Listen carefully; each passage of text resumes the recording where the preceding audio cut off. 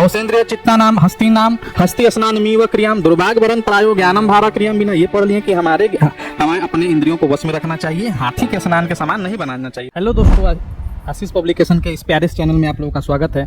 आज हम व्याघ्रपति कथा का तीसरा लेक्चर और अंतिम लेक्चर आज हम पढ़ाने जा रहे हैं। इसके बाद इस पाठ का या पूरा पाठ समाप्त हो जाएगा और इसके बाद हम लोग इसका ऑब्जेक्टिव और सब्जेक्टिव क्वेश्चन करेंगे। देखिए, हमने बताया था कि बाघ को तो फंसा लिया, पूरा अब पकड़ भी लिया था कीचड़ में फंसा के।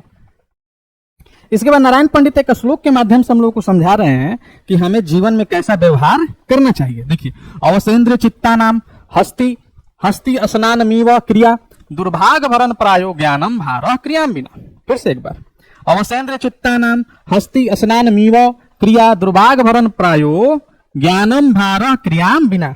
इसका अर्थ समझिए। देखिए, अपने इंद्रियों को वश में रखना चाहिए। इंद्रियां का मतलब क्या? हमारे शरीर में 10 इंद्रियां हैं, 5 ज्ञानेंद्रियां और 5 कर्मेंद्रियां। ज्ञानेंद्रिया में हो गया आंख, जिससे आपको ज्ञान हो किसी चीज का। अब कोई कहीं चिकन बन रहा है तो सुन के पता कर दिए, कहीं पे खूब बढ़िया पकवान बन रहा है तो सुन के पता कर दिए, ये ज्ञानेंद्रिया है। उसके बाद आंख हो गया, देख कर पता चल, त्वचा हो गया, छू के, जीभ हो गया। इस तरह से 5 ज्ञानेंद्रियां और 5 कर्मेंद्रियां होती है। कर्मेंद्रिया के जिससे काम करते हैं। मान लीजिए, देखिए, अब चाट फुचका इस सब का स्टॉल है, गए हैं, खूब खाने का मन कर रहा है, लेकिन बगल में पैसा नहीं है, पॉकेट में पैसा नहीं है, खाएं कैसे? तो जब पैसा होगा तब खाएंगे।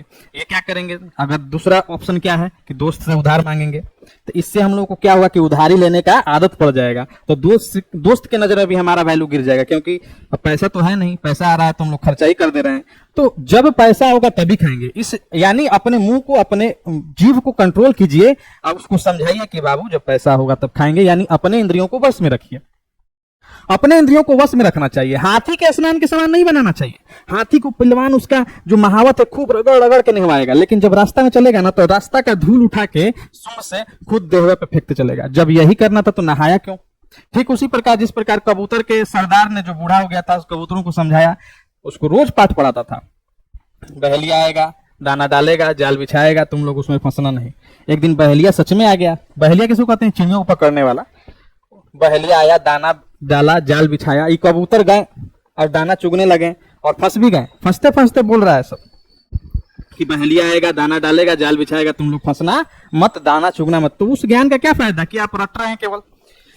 अपने इंद्रियों को वश में रखना चाहिए, हाथी के स्नान के समान नहीं बनाना चाहिए। क्यों भाई? क्योंकि अभागिन स्त्री यानी विधवा स्त्री का श्रृंगार बेकार है, क्योंकि उसके पति मर चुके हैं। श्रृंगार पटार कब स्त्री करती है, कब आभूषण ग्रहण करती है? जब उसके पति जिंदा हो। ऐसा नहीं है, करती है सब औरतें, लेकिन सबसे बड़ा श्रृंगार उसके लिए उसके पति होते हैं, और वही नहीं है तो सारा श्रृंगार क्या है? बेकार है। और एक बात लास्ट में कह रहे हैं कि बिना क्रिया के आपका ज्ञान भार के समान है।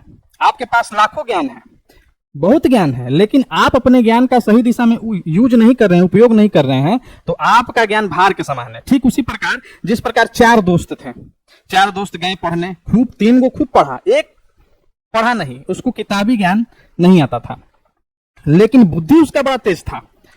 जब चारों आए तो रास्ते में उनको हड्डी मिला, तो एक बोल रहा है उसमें से कि ये शेर का हड्डी है, जोड़ दिया, शेर का हड्डी है कह के जोड़ दिया। दूसरा उसमें रक्त और मांस ये सारा चीज चढ़ा दिया।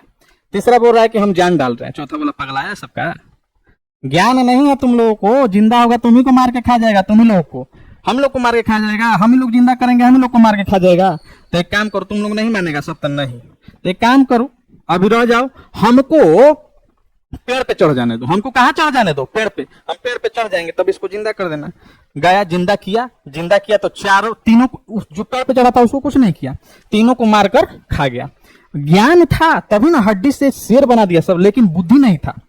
आपका ज्ञान भार के समान है। ज्ञान रहते हुए भी उसका कोई यूज नहीं है, जब आप उसका सही दिशा में उपयोग नहीं कर रहे हैं। देखिए, हाथी है, हाथी को उसका महावत खूब नहवा रहा है, देखिए यहाँ पे खूब नहवा रहा है, लेकिन ई क्या कर रहा है? देखिए, इधर से फिर गंदा हो गया, रास्ता में गया, सूंड से धूल उठा के अपने शरीर पर फेंक रहा है। इससे क्या हो जाएगा? वो गंदा ही ना हो जाएगा? तो नहाया क्यों जब गंदा ही होना था? तो उसके बाद देखिए, ये देखिए, दोस्त वाला भी कहानी बताया था ना, 4 को दोस्त था, हड्डी मिला तो शेर बना दिया, सभी बेचारा चढ़ा है पेड़ पे। इसको पता था कि इतना तो बुद्धि था इसको कि ये जो तीनों को मार कर खा जाएगा, इसलिए ना पेड़ पे चढ़ गया। देखिए मार कर खा ही गया है। तो बुद्धि जस्य बलम तस्य, जिसके पास बुद्धि है उसी के पास बल है। देखिए खरगोश था, शेर था, जंगल में आके सभी जानवरों को मार के खा जाता था। तो जानवर सब प्लान बनाया कि हर एक दिन एक जानवर शेर को चला जाएगा खाने के लिए, उसके भोजन के लिए। एक दिन एक खरगोश का बारी आया। खरगोश कहा कि मरना ही है तो आराम से चला जाए, मरने में जल्दी क्या, खूब लेट से गया। शेर बोला रे एगो तो तुम देर से आया है, एगो तुम इतना छोटा है कि मेरा दांत में ही फंस जाएगा, कर क्या रहा था। तो उसने बुद्धि का प्रयोग किया। खरगोश बोला महाराज जानते हैं रास्ता में एगो और शेर भेटा गया था, वो हमको आने ही नहीं दे रहा था, कैसे कैसे जान बचा के आए हैं कि हम जा रहे हैं शेर के पास, जंगल के राजा के पास। वो बोल रहा था कि हम जंगल का राजा हैं, वो जंगल का राजा कहां से हो गया।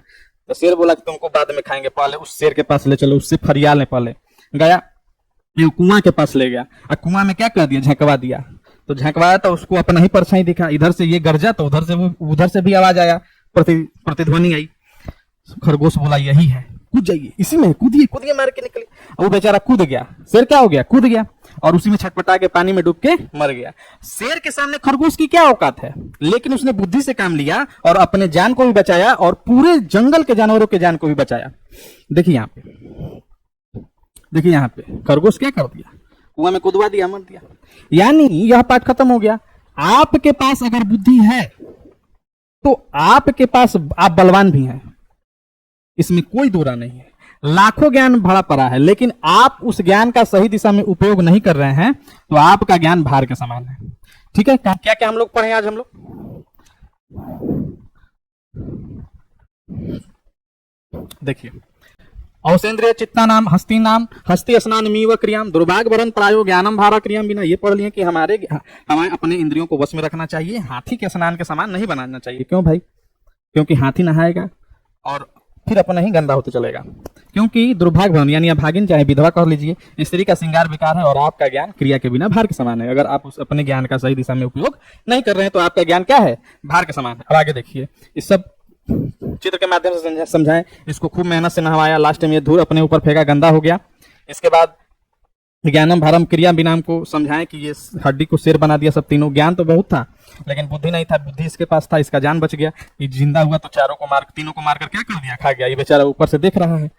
और बुद्धि जस्य बलम तस्य, यानी जिसके पास बुद्धि है उसी के पास बल है। ये खरगोश बुद्धि के बल पर ही इस बड़े भयंकर शेर को खुद कुदवा कर, अपने से वो कूदा भी शेर और अपना जान खुद गंवा दिया। तो ये पूरा चैप्टर व्याघ्र पथिक कथा समाप्त हो गया। अब हम लोग अगले वीडियो में इसके सब्जेक्टिव और ऑब्जेक्टिव क्वेश्चन के साथ फिर मिलेंगे, आशीष पब्लिकेशन के क्वेश्चन बैंक के साथ। तब तक के लिए टेक केयर।